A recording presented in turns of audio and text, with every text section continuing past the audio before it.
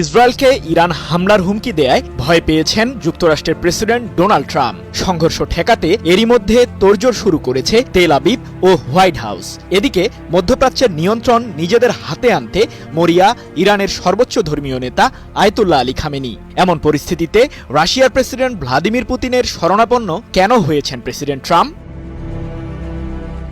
White হাউসের ক্ষমতার দম্ভ কিংবা চেয়ারের উত্তাপ, যেটাই বলি না কেন, বিষয়টি যে সত্য তার বহিঃপ্রকাশ ঘটিয়েছেন মার্কিন প্রেসিডেন্ট ট্রাম্প নিজেই। দায়িত্ব নিয়ে গত মাসে ইসরায়েলের প্রধানমন্ত্রী বেনিয়ামিন নেতানিয়াহুর সাথে মিলেমিশে ইরানকে দমাতে ষড়যন্ত্রের ছক আঁকেন মার্কিন নয়া শাসক। নিষেধাজ্ঞার তালা ঝুলিয়ে দেন ইরান ও যুক্তরাষ্ট্রের দরজায়, যার কারণে পশ্চিমাদের কাছে আর তেল রপ্তানি করতে পারবে না তেহরান। তবে পারমাণবিক কর্মসূচি থেকে খামেনি নিজেদের বিরত রাখলে নিষেধাজ্ঞা প্রত্যাহারের প্রস্তাবও দিয়েছেন ট্রাম্প। কিন্তু ইরানের প্রেসিডেন্ট মাসুদ পেজেশকিয়ান এবং দেশটির সর্বোচ্চ ধর্মীয় নেতা খামেনি পরিষ্কার জানিয়ে দিয়েছেন, ইহুদিবাদীদের সাথে কোনো স্বার্থের বিনিময়ে মধ্যস্থতায় যাবে না তেহরান।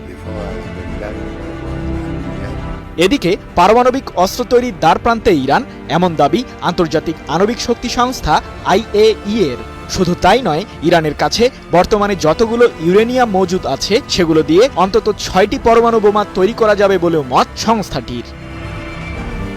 ইরানকে যখন কোনোভাবেই আলোচনায় বসতে রাজি করাতে পারছেন না ট্রাম্প কিংবা নেতানিয়াহু, তখন মার্কিন প্রশাসনকে ইরানের হাত থেকে বাঁচাতে এগিয়ে এসেছে রাশিয়া।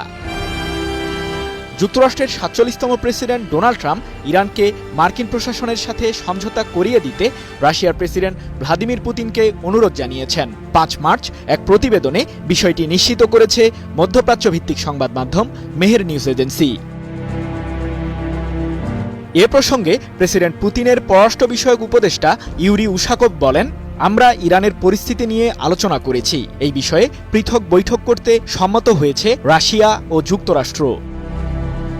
এর আগে গত সপ্তাহে এক ঝটিকা সফরে রুশ পররাষ্ট্রমন্ত্রী সার্গেই ল্যাভরভ ইরান সফরে যান। এ সময় তিনি দেশটির পররাষ্ট্রমন্ত্রী আব্বাস আরাকচির সাথে বৈঠক করেন। আলোচনায় দুই কূটনীতিক আঞ্চলিক বিভিন্ন স্বার্থ সংশ্লিষ্ট বিষয়ে তথ্য আদান প্রদান করেন। সৃজন মাহমুদ, নিউজ 24।